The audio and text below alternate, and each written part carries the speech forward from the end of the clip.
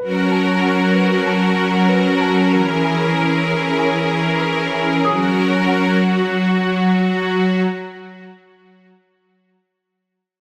please welcome Rick Reed. Thank you.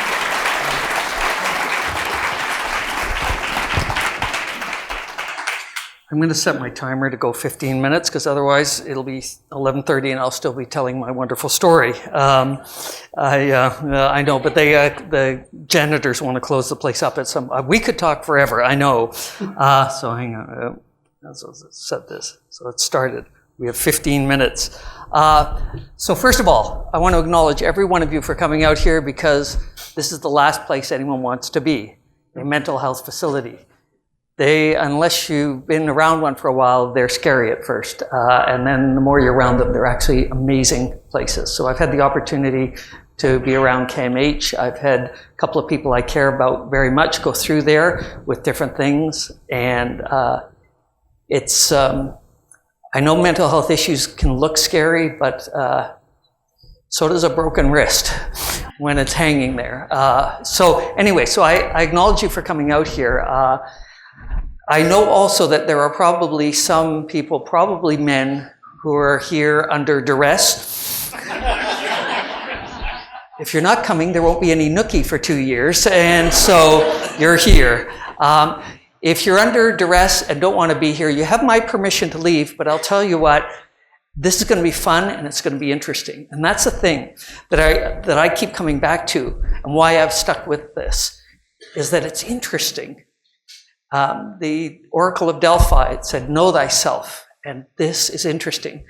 And with ADHD, it's not completely and fully understood, not even close. They've identified a bunch of the genes. They're learning all kinds of things, but we're miles away from really understanding this.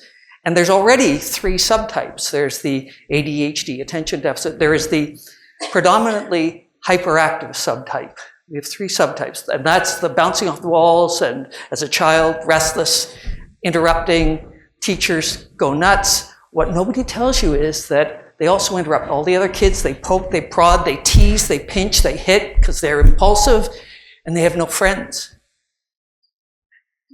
Early on when we were doing ADD and Loving It, we interviewed a doctor who said one mother gave her child the medication on the way home. She couldn't wait.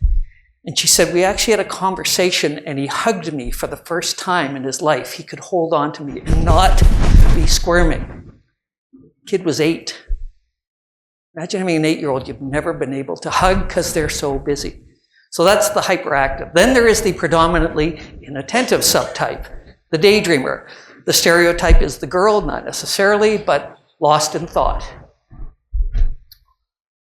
Geography is kind of interesting, but writing the next Harry Potter book, way more interesting. So they're off in dreamland, and the teacher says, get out your pens and papers to draw, and they are lost. And then they hear the noise of everybody getting out their pens and papers, and are we allowed to use crayons? And the teacher goes, boy, not very bright. They're actually diagnosed as kind of nice, but spacey, flaky, could do better if they paid attention more. See this Paralympic athlete? Could do better if got up and ran. Seems to have some kind of crutch called a wheelchair. Anyway, then there is the combined subtype. Yeah, that's those of us who are both hyperactive. By adulthood, they don't call it hyperactive because we're not running around, although you'll notice I'm pacing. If you're ADHD and you pace on the phone because you just do, then there's a lot of things we do. We drive too fast. We're actually better drivers when we're going fast, or we think we are, I don't know. In the show tomorrow night, as part of the thing, I talk about the fact that when we go to the go-kart track, hyper-focus kicks in. We get a rush of adrenaline, and so it makes up for the dopamine that we're missing and the norepinephrine or whatever else is missing, and that's still up for debate. But whatever it is, adrenaline's a great substitute. And so when my son and I got out there, we went to one place where it's the guy from Red Green, go as long as you want. So we went around for an hour. Everybody else left. Finally, the owner came out in his go-kart, which was way faster, and knocked us off the track into the... And we had fun with that for 5 minutes until we ran out of gas. But to get to that go-kart track my wife should drive us, because it's kind of a plain, boring drive, and we'll just drift off and be, whoa, sorry. So under certain conditions, I'm fine. I'm calmer here than if I have to sit and listen to my accountant or follow my accountant as he goes over paperwork. We can be adrenaline junkies. We can self-medicate with sex, with shopping, with work, with alcohol. Well, I don't believe in taking a stimulant. I would never give my child a stimulant medication. Oh, give him another can of Coca-Cola. Now, we don't want to have any stimulant. So caffeine, cigarettes, alcohol, marijuana. ADHD kids have 3 times the rate of heavy marijuana use. The problem is the marijuana they're getting is from somebody. It's not organic, and it's laced with stuff. So they tell the doctor, yeah, they're fairly open. Yeah, I do some Cocoa Puffs. That means there's cocaine in it. And the doctor does the blood screen, and it's crystal meth. I don't do that, doctor. Yeah, you do it. You think the drug dealer's going to put cocaine? You know how expensive that is? How many pesticides there are and whatever? Anyway, don't get me started. So by adulthood, we are all on medication, especially the people who don't know it. It's self-medicating. We find something that works for us, that makes us feel good. For me, it was writing, skit, comedy, and performing. 700 episodes of it. And that was easy for me. Cashing the checks I got, negotiating the contract. I'll just write more material. So when we play to our strengths and we figure out what they are, we're awesome. When you hand off the stuff you don't do, like to an agent, well, I don't really trust myself. Can I trust an agent? When you find people you can trust, an accountant. I used to pay more in fines than I paid my accountant. In fact, I think quarterly, sometimes it was $200 every 3 months in fines for my GST being late. I think my accountant is now, my wife would know, it's like $400 or $500 to do everything. But I resisted. Anyway, so I went through life. I kind of knew I was weird and different, but it wasn't until my son was diagnosed and I saw the list and went, if this is ADHD, then I've got ADHD. And within a very short time, I was sitting in my doctor's office, a psychologist who was an ADHD specialist. And like many ADHD specialists, has ADHD himself. And we went over the checklist and it was, oh my God. And it's a little weird because you're going, oh God, I've got this mental illness. It's not an illness, which is too bad because illnesses can be cured. We come wired this way. It runs in families. It's heavily genetic. Your height is 80% inherited. ADHD, the best study I've read, is 79% heritable. You should have met my dad.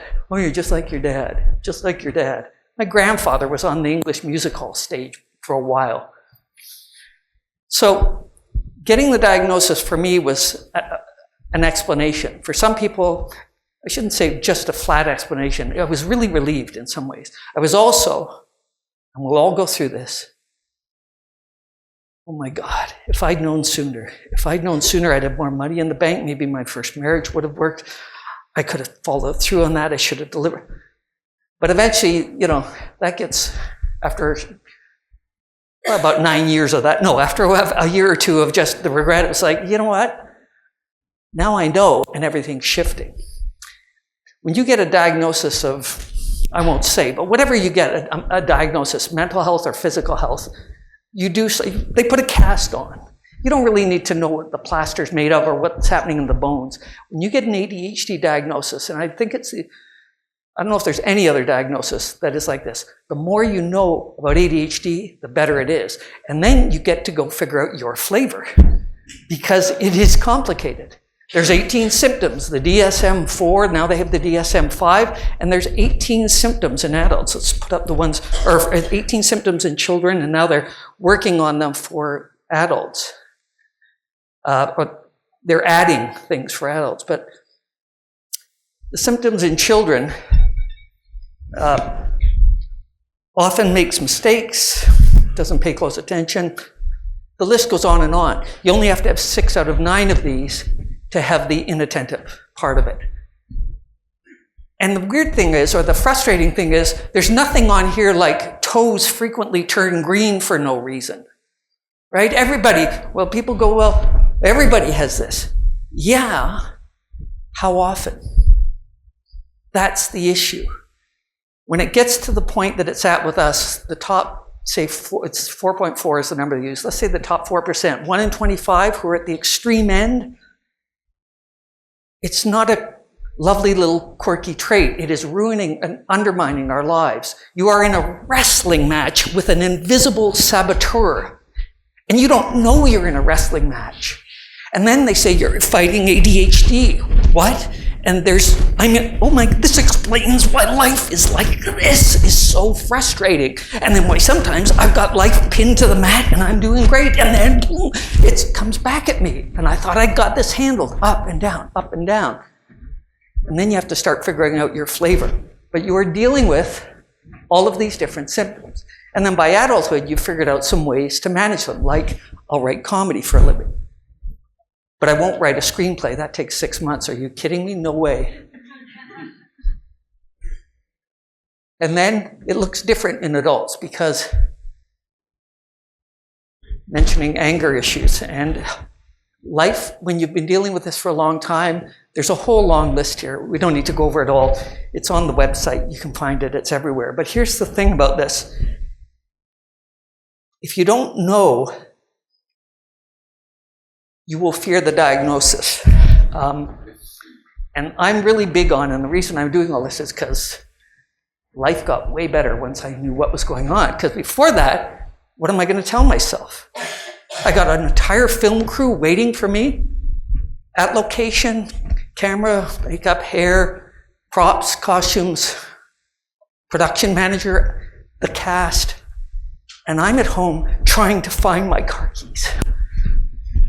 And do you know what it costs a minute to shoot a TV series and I can't find my car keys? I'm an idiot. I am an idiot. And they're going to give us $500,000 to make a season's worth of this and I can't find keys? How am I going to handle them? What am I thinking as I'm driving there? Idiot, idiot. I found them. They were downstairs on the dryer. Oh yeah, I went down there for a second and finally. Then when you find out you're not an idiot, you're not stupid, you're not lazy, you don't have weak willpower, you're not an underachiever. Ooh, if you think you're underachieving, oof, that's a big one with us. A lot of us have that one. Because we know we are capable of more, because at moments, I'm writing 700 episodes. And yet, there's the check, and now I got to tell them I forgot to cash it from last year, and they're going to have to issue a new one. I've got to make a phone call, and it's just, you know what? It's $300. Screw it. I'll just go write something else. So it's this bell curve. You remember the bell curve in school? Like if it was height, the bell curve would look like this.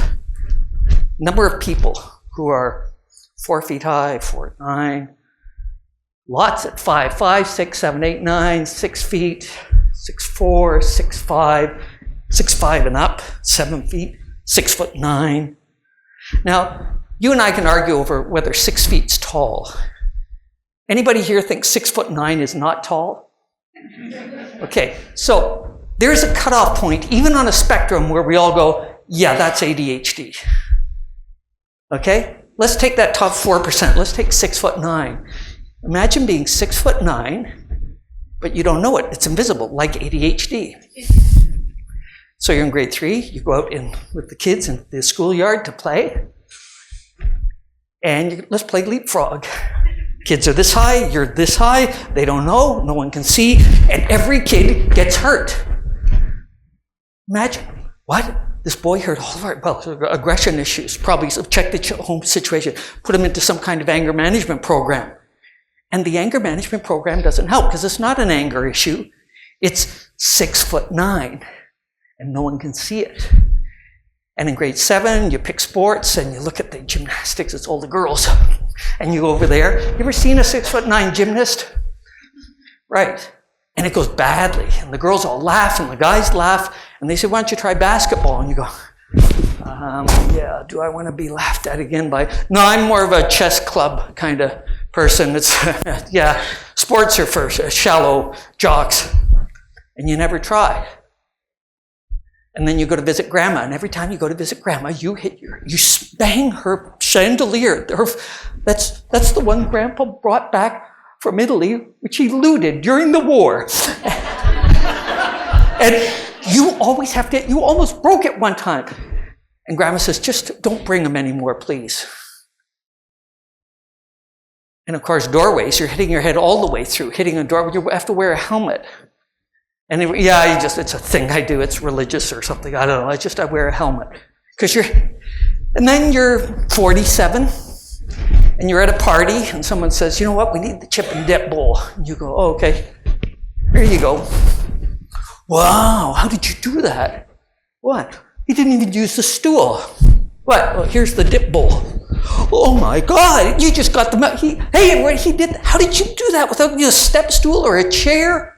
You know what it is? I've heard about this. It's called Tallness. You have tall disorder. They have a test you can take. It's called a tape measure. So you go and take this test at Home Depot, and you measure. You take the test and you score 6'9". Oh my God. Well, no, that can't be right. I'll take the questionnaire. There's a special tallness questionnaire you found online. Are you able to see the top of refrigerators? Yeah. Can't everyone? Do people often compliment you on your nostrils? Yeah. Do you frequently bang your head?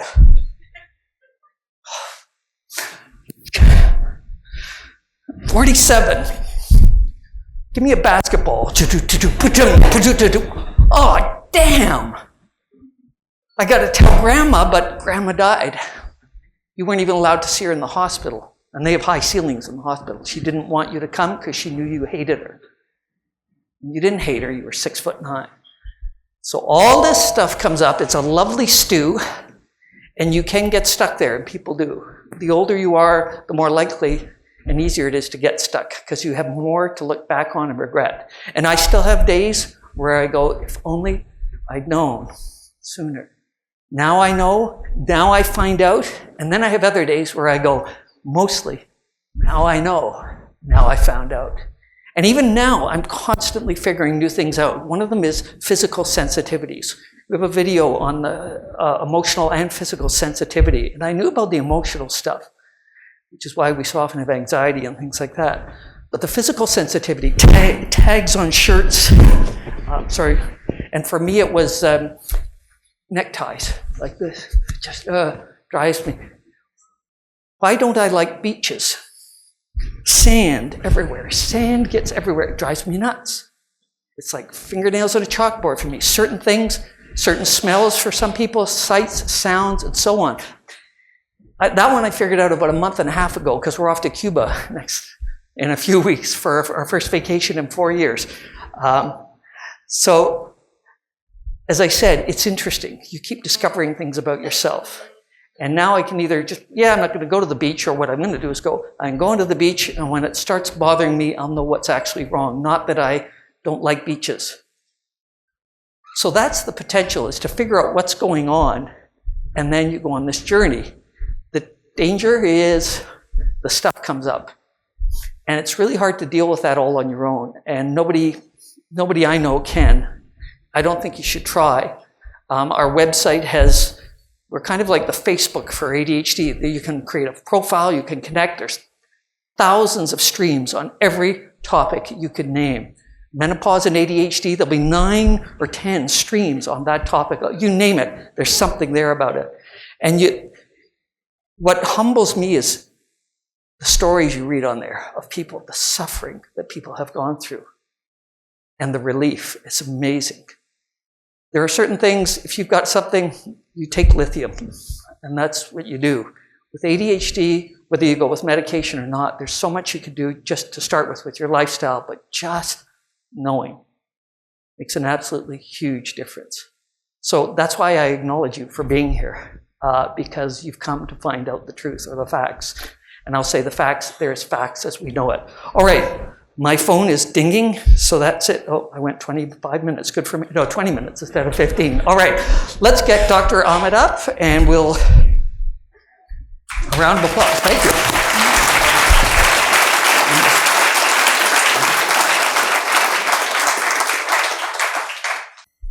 And if you're restless and need to get up and pace, there's an aisle at the back of the room.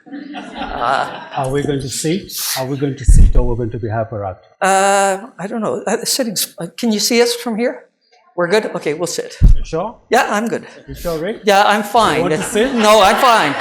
Because I saw the inattention. The phone was ringing.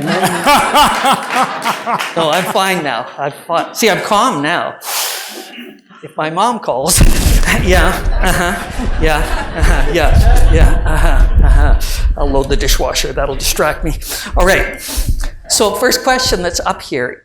First of all, anything that you would correct on what I've said? Because is there anything I said that you'd say it's not quite right?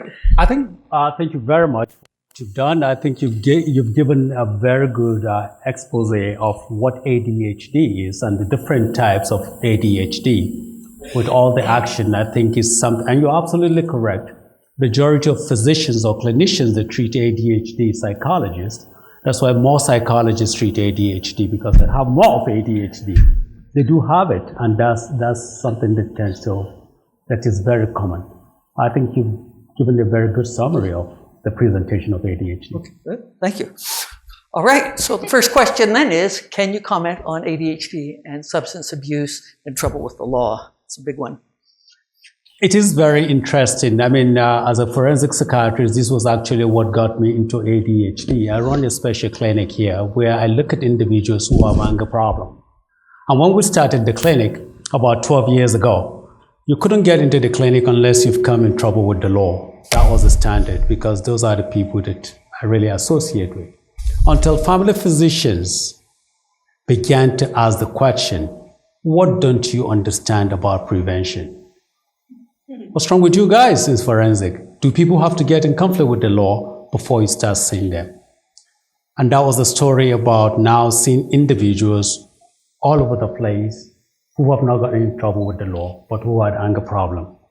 But you'll be so surprised that if you go to correction, over 70% of our patients do have substance-related problem. And of these, a significant proportion do have ADHD. But you know what? Because ADHD is a stimulant, forensic psychiatrists and correctional psychiatry are the most paranoid set of subspecialists. They won't prescribe the medication. Because they're afraid. They're afraid. They're afraid of abuse, right? They're afraid of abuse. So substance abuse is very common among individuals who have ADHD. Rick, you mentioned, you were talking about Coke, you were talking about how many cups of coffee a lot of people drink. Some people end up drinking about 12 cups of coffee a day. And how did I diagnose them before? They have caffeineism, because that's what they have, caffeine misuse disorder. But this individual are actually taking care of their tall height because they don't want to bang their head, right. Just what you were saying. So substance abuse is something that is very common among these individuals. Right. What about the law? They commit offenses. There was a study, the Finnish study, that looked at about more than 3,000 individuals who have committed offenses. They were treated with ADHD medication. These guys were released into the community. They stopped taking the medication. What happened? Recidivism increased. They started committing more crime. Yeah. So there's no doubt about it. There's a higher prevalence. If you treat this, you reduce recidivism.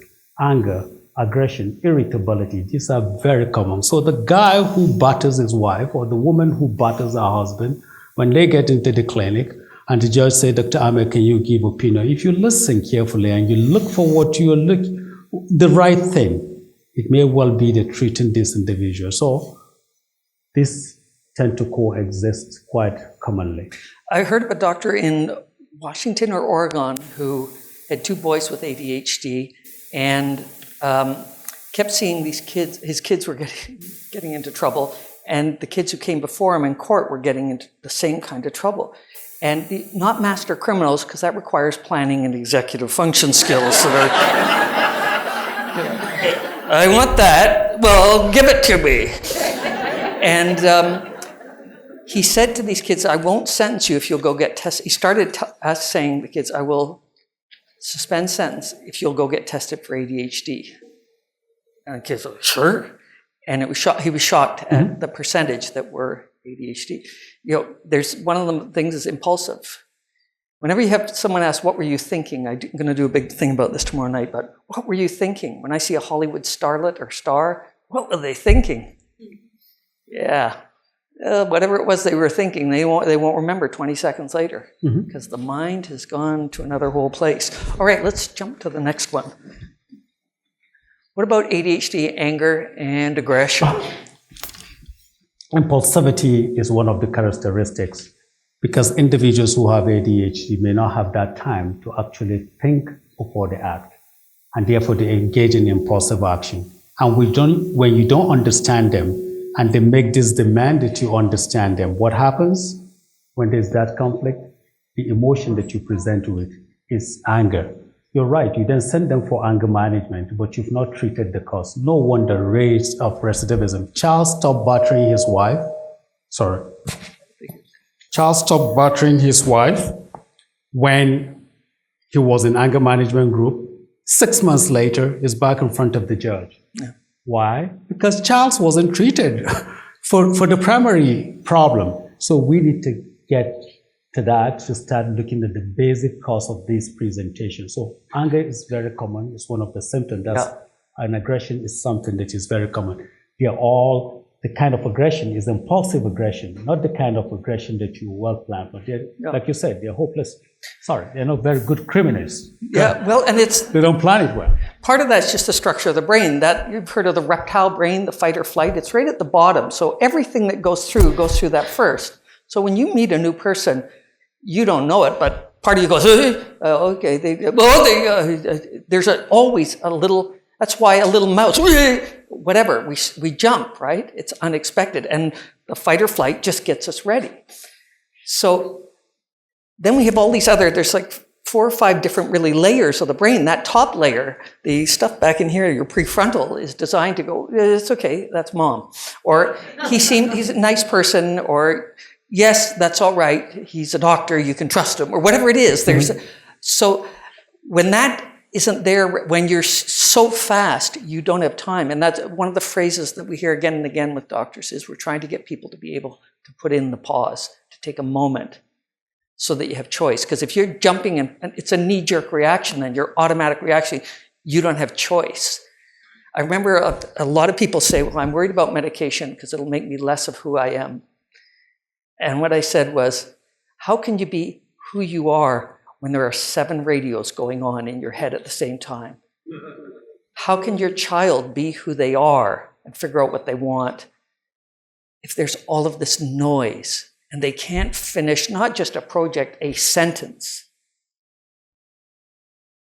So many people who I know who've tried medication and it's worked for them and it doesn't work for everybody have told me, well, one fella said, I looked at my wife and I burst into tears because I could see her for the first time who she was. So when medication, what's that phrase? Pills don't build skills with ADHD. It levels the playing field, though. So it levels the playing field, which is great because you've been fighting all the time on an uphill playing field and didn't know it. You still have to go out on the playing field and play the game and play to win. But that can make a difference. Exercise can make a difference. There are many different things that can make a difference. But all right, let's jump to the next. Did I tell you this was going to be interesting? Isn't it interesting? It's just interesting. Is there a cure for ADHD? Yes. They saw part of the head off. Or no? How does it? It's controversial. Is there a cure for ADHD? Unfortunately, there is no cure. And it's not a statement of hopelessness. How many things have we cured in medicine in the last 200 years? Probably antibiotics was the only thing we cure. Otherwise, we try to regulate things.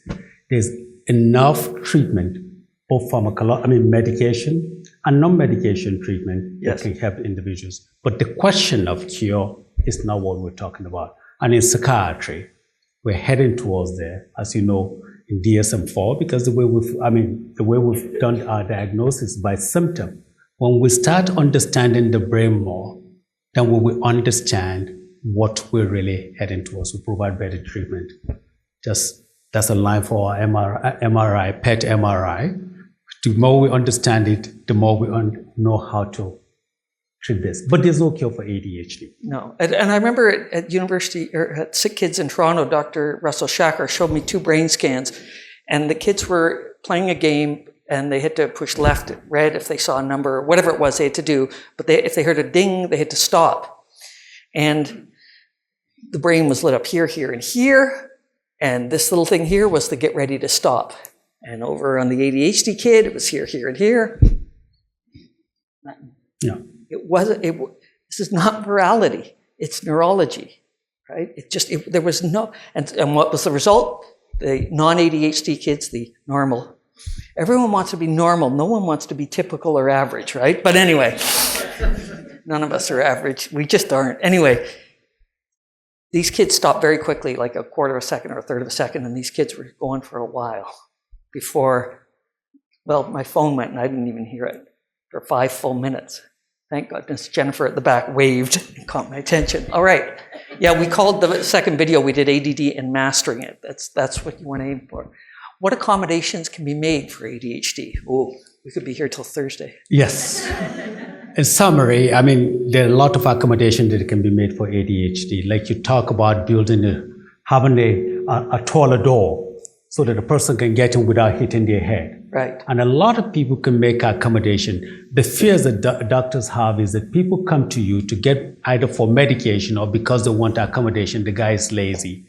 That's why he wants to get a letter from me that he would take to Algonquin College or to take to University of Ottawa so that the professors can give him more time. Yes, in individuals where you've defined, you've really gone through the process of establishing the diagnosis, accommodation can be made in time so that the person will have more time to do their job.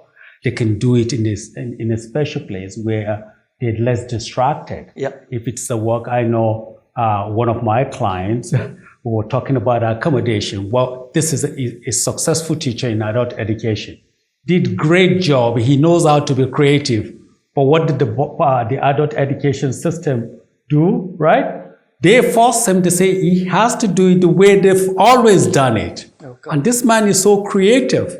So we had to write special letter and say, you know what? You're not going to do this to this guy. He has a right, whether they took the letter or not, but we beg for the accommodation. You can make accommodation in terms of the kind of job that you allocate the person to. In fact, you can write about what you place the person on. Yep. So there's so many type of accommodation you can make. And there's 1,000 little things. Like we did a webinar a few weeks ago with Dr. Russell Ramsey at University of Pennsylvania, where positive psychology started. And they have a book out we have a number of things. There's many books full of strategies, but one of the most interesting is he said, if you have a clock, do not have a digital clock. Have a hand so you can see that's how much time I have. 11:43 to 12 is not, that's visible. There are these little things that you can do that are astounding. One tip I give everybody is, if something is just too much, can you do your taxes? Oh God, for an hour? Oh God, an hour? Could you do them for half hour? 15 minutes? Well, could you do 3 minutes? What? Can you do 3 minutes of your taxes? Maybe just go looking for at least eliminate some places where the receipts might be. And you get up and you start. You get up, you're moving, you've got a game. It's a game now, right? Make it a game. It's another piece of advice I do with everything I do is to time myself or make it somehow interesting. And time and again, I have to prepare a thing for Ottawa, a show. It's got to be 2 hours. Oh, I need a full week free to do that. Yeah, who has a full week free ever anywhere? Could I start? Could I just create the Word document with a title? Well, and a couple of the ideas. I do want to do that, and I want to do this. Oh, and I want to do it. 3 hours later, I have to pee. I gotta go. Bam. From half asleep into hyperfocus. And it's okay, I always get there in time. All right, next one. What if I don't want medication? Are there other remedies? Certainly, there's so many, there are other remedies that people can engage in without medication. Basically, being able to establish, there are cognitive behavioral therapy that you can engage in, or mindfulness that you can engage in. And the mindfulness is not the yoga type of mindfulness, although that is useful as well. But it's a question of being aware of thinking about your thinking. Yes. before you open your mouth, start thinking about your thinking before the next sentence.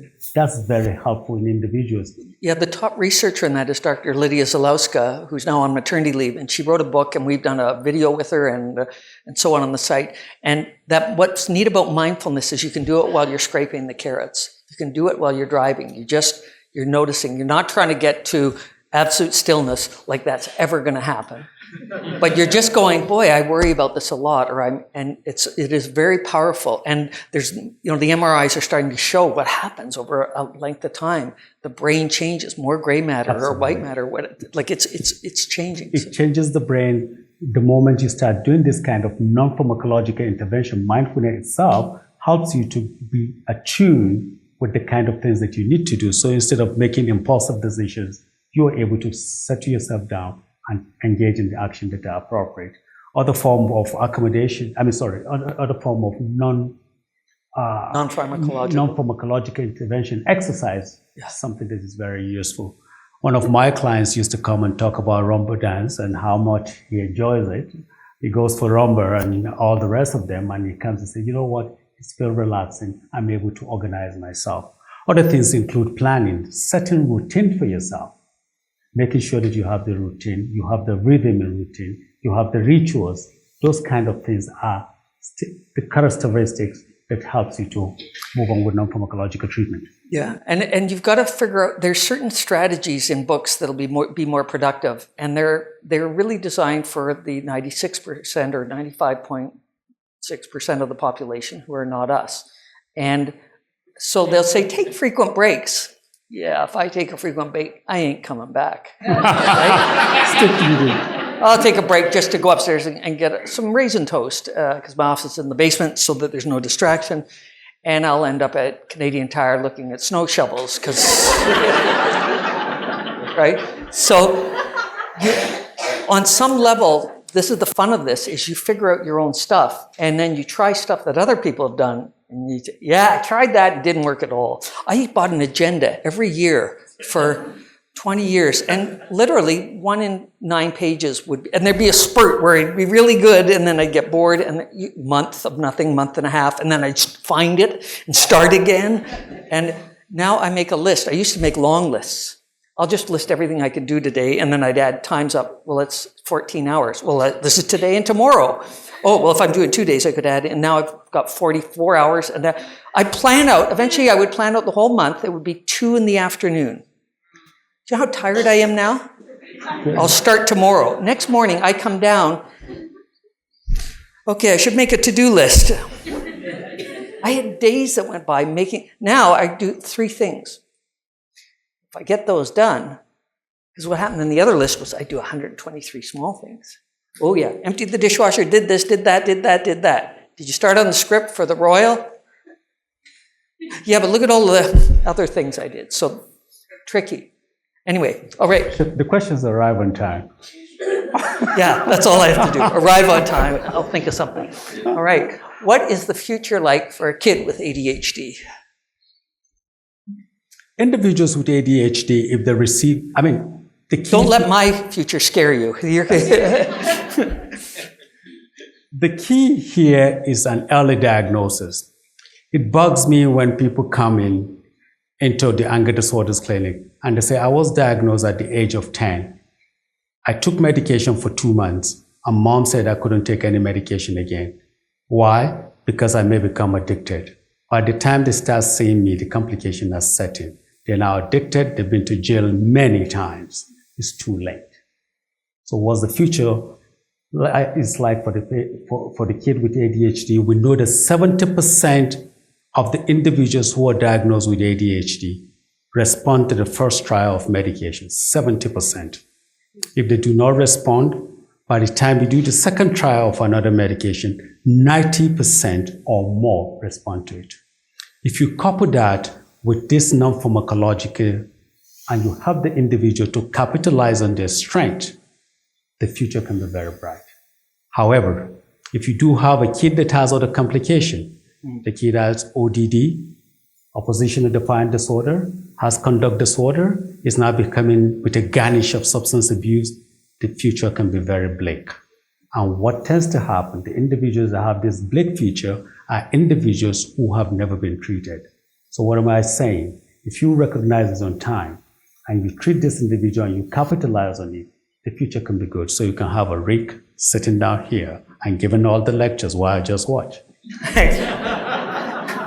We interviewed a guy named Alan Brown. His site's called ADD Crusher, and he has some great videos. And he was a heavy cocaine user for a long time, and his story's amazing. He now takes ADHD. He now medicates with motorcycle road racing and with ADHD medication. And when we interviewed him, we were talking about the medication. And I said, do you miss the cocaine? And he went, you know what? The ADHD medication's way better. Here's the thing, though, because I was worried about getting addicted, because I've never had anything to drink in my life until I was probably 35. I had a beer at age 30. I never smoked anything. I never took anything, because part of me sensed, you start, you're not going to stop, right? And so here's this great quote. Dr. Laurie Dupar, nurse, said, if ADHD medication is addictive, how come it takes my patients 6 weeks to remember to take it? Have you ever gotten, it's like 3 in the afternoon and you go, geez, I don't know if I've had my cigarettes today. You usually have 6 cups of coffee, and I don't think have I had any coffee today? No, it's don't talk to me until I get my coffee. Even now, I can have a day and I'm a little frazzled at 3, and Ava will say, did you forget your medication? And I'll go up and look, because I don't, I'll go up and, no, I took it apparently. But you know what, this is a busy day, that's all. But yeah, it's the addiction.